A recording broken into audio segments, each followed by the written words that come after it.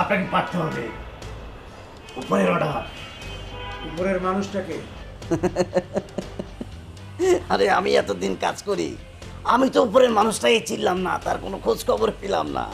আর আপনি জিজ্ঞেস করেন উপরের মানুষটাকে? আপনাকে তো এত কিছু জেনে লাভ নাই। বেশি জানলে জানোয়ার হয়ে যাবেন, জানোয়ার। আমি একজন স্কুল শিক্ষক। শিক্ষক হয়ে আমি তোমাদের এই কাজে সহযোগিতা করতে পারবো না। শিক্ষক হচ্ছে সমাজ গড়ার কারিগর। কারিগর সৃষ্টি করে, কোনো ধ্বংসাত্মক কাজে লিপ্ত হতে পারে না।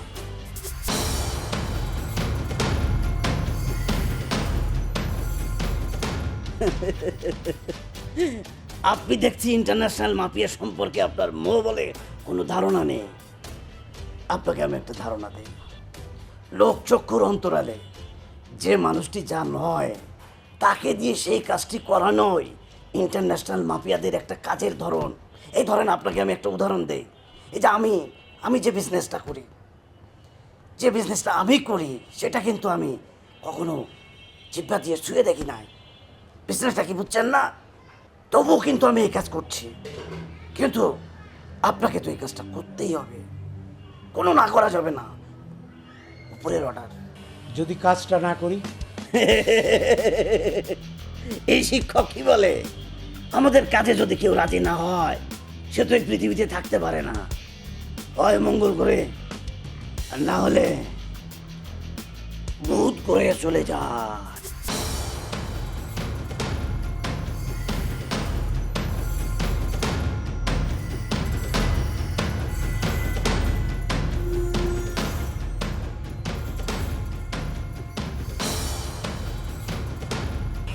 আমি এখন কি করি? হায় আল্লাহ! আপনার কিছু করতে হবে না শিক্ষক। আপনি শুধু স্কুলে আমার একটা রুম দিবেন। সেই রুমে আমি সুন্দর করে একেবারে থাক থাক থাক থাক করে আমার মালগুলো সাজায় রাখবো।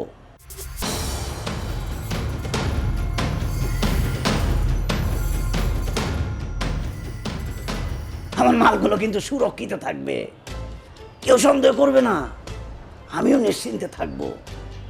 আর কাজটা যদি আপনি না করেন একেবারে বোধ করে পাঠায় দেয়। আর আপনার পরিবার আছে না? হ্যাঁ, এই যে আপনার স্ত্রী, আপনার সন্তান, এটার জন্য মায়া লাগে না? লাগে মায়া?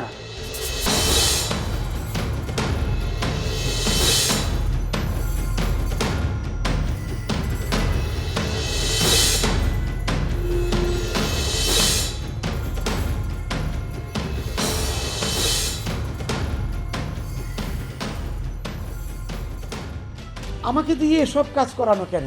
শহরে কি আর কোনো মানুষ নাই? শিক্ষক মানুষ, জ্ঞানী মানুষ, বুঝতে এত দেরি হলে হবে?